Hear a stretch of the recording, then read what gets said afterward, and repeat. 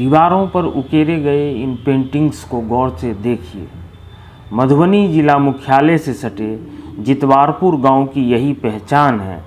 यह पद्मश्री जगदम्बा देवी, सीता देवी और बउआ देवी का गांव है।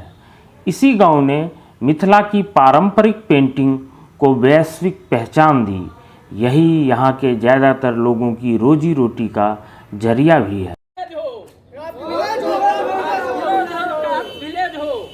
सरकार इस पर पहल करे, भारत सरकार, बिहार सरकार, जिला प्रशासन। लेकिन बिस्फी विधानसभा क्षेत्र का यह गांव इस चुनावी मौसम में उखरा उखरा सा है। गांधी जयंती यानी 2 अक्टूबर को इस गांव के कलाकारों ने प्रदर्शन भी किया था। इनका नारा है, जितवारपुर शिल्प ग्राम नहीं तो वोट नहीं। आखिर वोट बहिष्कार पर ये लोग क्यों उतारू हैं?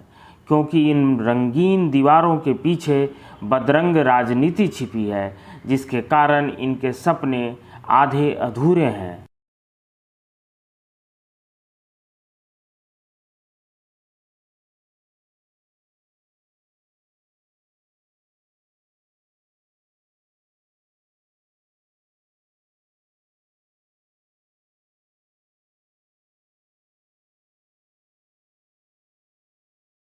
इस वक्त हम मधुबनी जिले के जितवारपुर गांव में है। ये बिस्फी विधानसभा क्षेत्र में पड़ता है। ये गांव इस लिहाज से महत्वपूर्ण है कि हम जिस मधुबनी पेंटिंग या मिथिला पेंटिंग की बात करते हैं, उसको वो जो मिथिला की परंपरा है उसको इसी गांव ने सहेज कर रखा है। इस गांव से अब तक 3 लोगों को इस कला के कारण पद्मश्री मिल चुका है, 15 के करीब लोगों को राष्ट्रीय पुरस्कार मिल चुका है और करीब 50 लोगों को राज्य पुरस्कार मिल चुका है। आप देख रहे होंगे कि यहाँ पे जो है कुछ महिलाएं हैं, अभी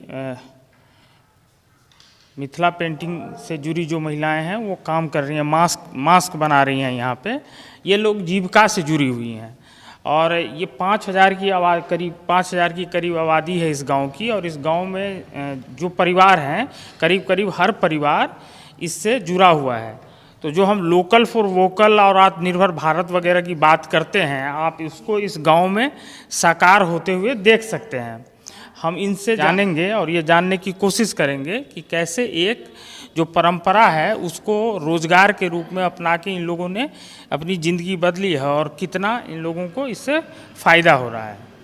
क्या नाम हुआ आपका? रीता देवी। अच्छा, ये आप लोग जो है रोज़ यहाँ पे आके काज कर रहे हैं। कितने लोग इस समूह से जुड़े हुए हैं? 40 आदमी है। 42 आदमी, 42 महिलाएं जुड़ी हुई हैं। जब ये बताइए कि आप लोग जो ये प्रोडक्ट उत्पाद बनाते हैं, तो ये सब फिर बाजार कहाँ मिलता है आप लोगों को? दिल्ली में मिलता है, हैदराबाद में मिलता है, बम्बई में, कलकत्ता में, अथी और कहाँ जाए छिए, जहाँ जहाँ मेला होता है ना वहाँ आप लोग जाके जीविका सर जो भेजते हैं, चिट्ठी देते हैं, उसी से मजा। अच्छा, तो कितने समय से आप ये इस काम से जुड़ी हुई हैं? इस कम से कम हो गया 5-6 साल। 6 साल से हुआ। तो इससे मतलब आप लोगों का जीवन कितना आसान हुआ, कितना बदलाव आया है? इसमें बहुत बदला है कि 42 में महिला आते हैं, डेली काज करते हैं। उसमें जो बिकाती है उसमें % कटाकर जो महिला के बचती है उसको पैसा देते हैं। इसमें प्रोत्साहन में सरकारी मदद भी मिलती है आप लोगों को? सरकारी मदद में लोन भेजती है, लोन वगैरह मिलता है। हाँ। जितवारपुर की एक खासियत यह भी है कि यहाँ का कोई युवा जो आप आज जो बिहार में रोजगार की बात हो रही है, बेरोजगारी या पलायन की बात हो रही है, तो जितवारपुर में कोई भी युवा बेरोजगार नहीं है। अगर वो कुछ नहीं करना चाहते तो मिथिला पेंटिंग जो उनका पारंपरिक है, वो घर परिवार में बचपन से देखते आते हैं, उससे जुड़ जाते हैं और उससे जीविकोपार्जन के लिए अच्छी खासी आमदनी कर लेते हैं। और इससे स्वरोजगार की जो बातें हो रही है वो यहाँ पे आपको हर युवा में देखने को मिलेगा। तो हमें गांव के कुछ युवा मिले, उनसे जानते हैं कि अभी जो पूरा शिल्प ग्राम को लेकर जो विवाद है वो क्या है और कैसे शुरुआत हुई इसकी। आपका क्या नाम हुआ? अमित कुमार झा। आप भी मिथिला पेंटिंग से जुड़े? हाँ सर। अच्छा, आप ये बताइए कि क्या था शिल्प ग्राम का क्या मामला है? ये शिल्प ग्राम 2017-18 में घोषणा किया गया था भारत सरकार के द्वारा। हाँ। जिसमें कि 8 करोड़ 43 लाख 55 हज़ार रुपया उसका बजट था, जो यहाँ पे विकास होना था इस गांव में। जो एक आम नागरिक का बुनियादी सुविधा जो भी होता है उसमें हॉस्पिटल, हॉस्पिटल, नाला, स्ट्रीट लाइट, ये सब लगना था, बहुत सारा काम होना था। तो हम लोग जो है देखें, कम मतलब 3 साल बीत जाने के बाद अभी तक कहीं कुछ नहीं हो रहा है। लगभग 8 महीना से हम लोग घर पे बैठे हुए हैं, 9 महीना से, फरवरी से जब से लॉकडाउन मार्च से हुआ, कोरोना के काल से। तो देखिए कहीं से कुछ नहीं हो रहा है। उसके बाद अभी लोग विधानसभा चुनाव होने वाला था, और एक आम नागरिक का जो अधिकार होता है, जो हम वोट करें या वोट बहिष्कार करें, वो सरकार को जैसे सूचना दे। तो हम लोग जो है सो 4 महीना पहले सोचे सरकार को सूचना देना चाहिए। जो हम लोगों को ये बरगलाया गया है सरकार की तरफ से, जो मतलब शिल्पग्राम घोषित करके कुछ नहीं हुआ, तो इनको सूचना दे। अगर इस पे काम होता है तो हम लोग वोटिंग करेंगे, नहीं तो बहिष्कार करेंगे। 3 महीना पहले हम लोग हर एक जगह एप्लीकेशन दिए, भारत सरकार से लेकर के बिहार सरकार तक, अपने ज़िला के डीएम को, लेकिन कहीं से कोई आश्वासन नहीं आया जो काम हो रहा है या होगा या नहीं होगा। फिर जाकर के बाध्य होकर के हम लोगों को, सभी ग्रामीण को एकजुट होकर के यहाँ पे वोट बहिष्कार का घोषणा करना पड़ा। उसके बाद भी अभी तक जो है कहीं से कोई नहीं आया है। और आप लोग यहाँ कितने दिन तक धरने पे बैठे थे? नहीं, ये तो 1 दिन का धरना था। 1 दिन का धरना था। हाँ, लेकिन सबसे दुर्भाग्य वाली ये बात है कि ये 8 करोड़ रुपए की योजना से अगर जितवारपुर का विकास होना था, वो नहीं हो पाया। जबकि ये जितवारपुर पूरे भारत देश में एकलौता ऐसा गांव है जो कि 3 पद्मश्री दिया है। कोई ऐसा हमारे नज़र में तो कोई ऐसा जितवारपुर छोड़ करके कोई ऐसा बिहार राज्य में एक ज़िला भी नहीं होगा जो 1 ज़िला पद्मश्री 3 पद्मश्री दिया हो एक क्राफ्ट के ऊपर। और 1 ज़िला जो है सो 6 पद्मश्री, जितवारपुर सिर्फ जो है 3 पद्मश्री दिया है। तो हम लोगों को लगा जो काम होना चाहिए। फिर जो है सो 10 करोड़ का योजना से, 8 करोड़ योजना से ये नहीं हो पाया, लेकिन 50 करोड़ से ऊपर के योजना से अर्बन हाट संजय झा के द्वारा बना दिया गया, वो भी अररिया संग्राम में, जो कि मधुबनी के इर्द गिर्द अगर वो काम हुआ रहता, हमारे गांव में हुआ रहता, तो वहाँ के कलाकार, यहाँ पे जो 2500-3000 कलाकार है, उसको उसका फ़ायदा मिलता। जो कलाकार अभी भूखे मर रहा है अभी कोरोना काल में। दिल्ली हाट जाते हैं, अर्बन हाट होता, तो आप लोगों को यहाँ स्थानीय स्तर पर सुविधा होता है। या पर्यटक पूरे बिहार में कहीं भी अगर पर्यटक जाता होगा, जितवारपुर से ज़्यादा कहीं नहीं जाता होगा, वहाँ वो पर्यटक के चलने के लिए रास्ता तक इस गाँव में नहीं है। दुर्भाग्य है हम लोगों का। निकम्मा सांसद है जैसे लग रहा है, जो 75 बार उनको एप्लीकेशन दिए, लेकिन एक बार गांव को देखने के लिए नहीं आया जीत करके। जबकि हमारे गांव में 1200-1500 करीब पोलिंग होता है, उसमें 1000 वोट उनको मिला था इस बार। मतलब आप ये कह रहे हैं कि केंद्र सरकार ने जो एक योजना घोषित की, उसको जो यहाँ के जो स्थानीय नेता हैं, उन लोगों की राजनीति के कारण जो आप लोगों को लाभ आपके गाँव को मिलना था, वो नहीं मिल पाया है। क्योंकि तो आप लोग मांग क्या है? वोट बहिष्कार का आप लोगों ने कुछ लिया था? अगर शिल्पग्राम पे काम नहीं किया गया तो हम लोग वोट बहिष्कार करेंगे। अगर कोई ऐसा बड़े नेता आकर के यहाँ आश्वासन दे जो नहीं ये हम काम करेंगे, अब जो अगर इलेक्शन बीत जाने के बाद भी, तब तो हम लोग इस पे सोचेंगे, नहीं तो हम लोग वोट बहिष्कार करने का मन बना लिए हैं पूरे ग्रामीण। ठीक। ये इस समय हम जितवारपुर के भास्कर कुलकर्णी हस्तकला आश्रम परिसर में हैं। इसके अध्यक्ष विशंभर झा हमारे साथ हैं, और उनसे हम अब इन चीज़ों को समझने की कोशिश करते हैं कि आखिर क्या मामला है और क्यों ये पूरा विवाद हुआ है। अच्छा, पहले विवाद पे जाने से पहले एक जर्मनी की यहाँ पे आई थी रिसर्च करने के लिए महिला, वो वाली कहानियाँ बताइए। वो आपको 1973 ईस्वी में जर्मनी के लेडीज आई थी, वो जिसकी नाम थी कुमारी एरिका स्मिथ। उन्होंने मधुबनी पेंटिंग, मिथिला कल्चर और सोशल इकोनॉमी पर रिसर्च की, और रिसर्च करने के बाद जाने के समय में वो 60 पेंटिंग्स जो 22-30 साइज का 60 ठो पेंटिंग खरीद की। यहाँ के वो 1973 में आई थी, और 1975 में वो वापस गई जर्मनी। तब वो 60 हाँ, जाते समय वो कुछ 60 ठो पेंटिंग परचेज की 22-30 साइज की। जर्मनी में जाने के बाद वहाँ एक एग्जीबिशन ऑर्गेनाइज करके एग्जीबिशन की, उसमें जो उनको प्रॉफिट हुआ, तो उन्होंने सोची कि जिस गांव में हम रिसर्च किए वहाँ सार्वजनिक जगह है नहीं, वहीं से हमको पीएचडी की प्राप्ति हुई है।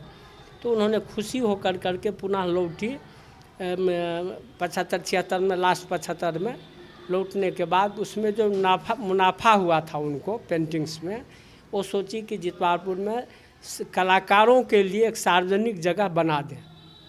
तो इसका नाम है हस्तकला आश्रम। जब भी हम लोग बैठे हैं जहाँ, और उसमें ये भवन है, ये डाक बंगला करके उसमें हुआ। तो उन्हीं का देन है कि ये 12.5 कट्ठा ज़मीन बिहार सरकार के नाम से वो निबंधित की। तत्कालीन जो डीएम थे वो कब ये 75-76 ईस्वी लास्ट में, शुरू में तो गई यहाँ से वापस, लास्ट में आई तो उसके बाद वो 12.5 कट्ठा ज़मीन हम गांव वाले के सहयोग से खरीदवा दिए हम लोग, जो बिहार सरकार के नाम से निबंधित है, जहाँ अभी हम लोग हैं। और जहाँ ये हस्तकला आश्रम है, जीविका की दीदी सब काम करती हैं। टाइम टू टाइम जब कभी भी मीटिंग सिटिंग होते, बाहर के लोग आते हैं तो यहाँ कलाकारों की बैठक होती है, उसमें विचार विमर्श किया जाता है, डेमोन्स्ट्रेशन का काम होता है। यह हस्तकला आश्रम का यही इतिहास है। तो उन्होंने एक रूम कंप्लीट, एक ठो ज़मीन खरीदने के बाद रूम भी बनाई जहाँ अभी बैठे हुए हैं। अच्छा, हम लोग जिसमें बैठे हुए हैं ये उन्हीं जर्मन महिला का बनाया हुआ है। उसके बाद फिर जिला प्रशासन को हम लोग जो बोर्ड लगा हुआ है तो उस ये है, ये 91 में है। 1988 में भूकंप आया था इधर, जिसमें क्षतिग्रस्त हो गया था ये रूम। तो उसके बाद तत्कालीन कमिश्नर साहब थे विजय शंकर साहब, जो मधुबनी उनका आगमन हुआ, सारे लोग डीएम वगैरह डीडीसी व्यास जी थे, तो मीटिंग चल रही थी। तो हम लोग कुछ आदमी गए थे, आग्रह उनसे किए कि जितवारपुर गांव कला का केंद्र है, मतलब जो है उन्होंने जो भवन बनाया था वो भूकंप पे क्षतिग्रस्त तो उसके बाद ये फिर सरकारी सहयोग से इसका जीर्णोद्धार हुआ। उसके बाद बराबर सरकारी सहयोग मिलता आया। अभी भी जीविका के देख रहे हैं, नीतीश कुमार मुख्यमंत्री जी का देन है, खास करके नीतीश मिश्रा जी का इसमें ज़्यादा योगदान है। नीतीश मुख्यमंत्री के कैबिनेट में थे, नीतीश कुमार जी के कैबिनेट में थे, तो उनको झाजी जी नीतीश मिश्रा की चर्चा कर रहे हैं, वो अभी झंझारपुर से बीजेपी के उम्मीदवार हैं। पिछली बार वो काफ़ी कम मतों से हार गए थे। ऑफ इंडिया पे हमने उनका भी इंटरव्यू किया है, आप ऑफ इंडिया पे उनका भी इंटरव्यू देख सकते हैं जी।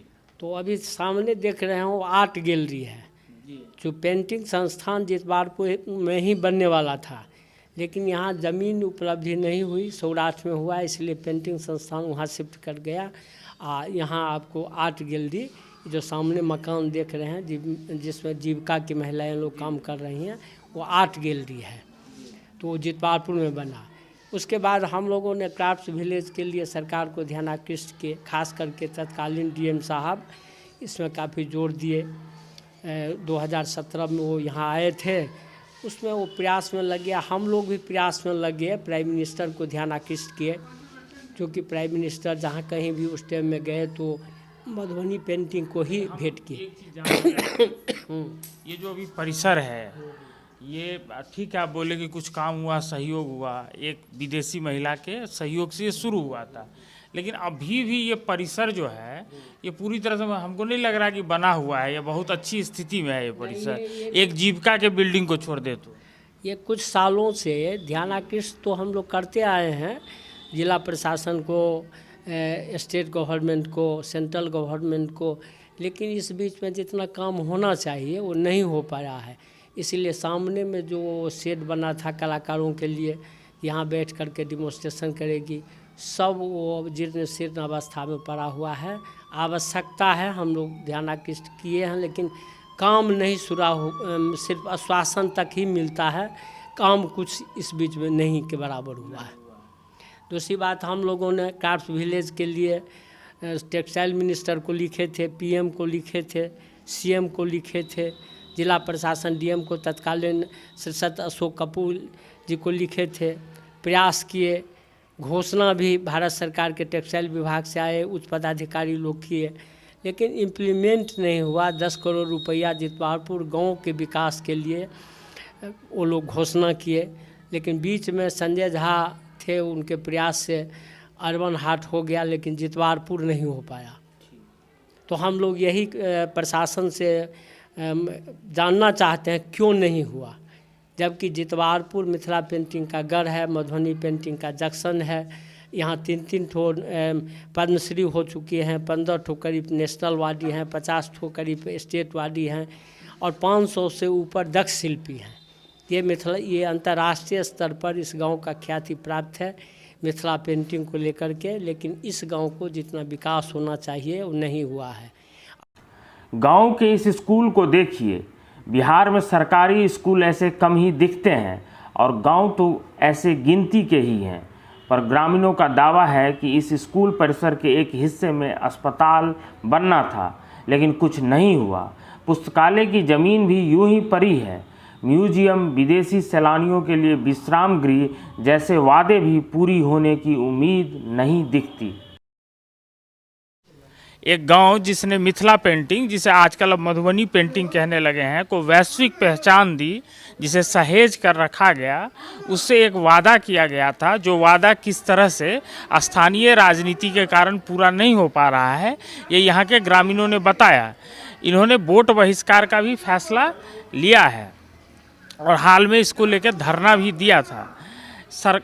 सरकारों को भी इस पर ध्यान देना चाहिए कि कैसे एक योजना दिल्ली से चलती है और ज़मीन पर पहुंचने से पहले ही दम तोड़ देती है। अगर इन चीज़ों पे ध्यान नहीं दिया गया तो लोकतंत्र में जो आस्था होती है लोगों की, वो कहीं ना कहीं डगमगाने लगती है। फिलहाल मुझे मेरे मित्र मुरली के साथ दीजिए इजाज़त। अगली रिपोर्ट में हम फिर मिलेंगे।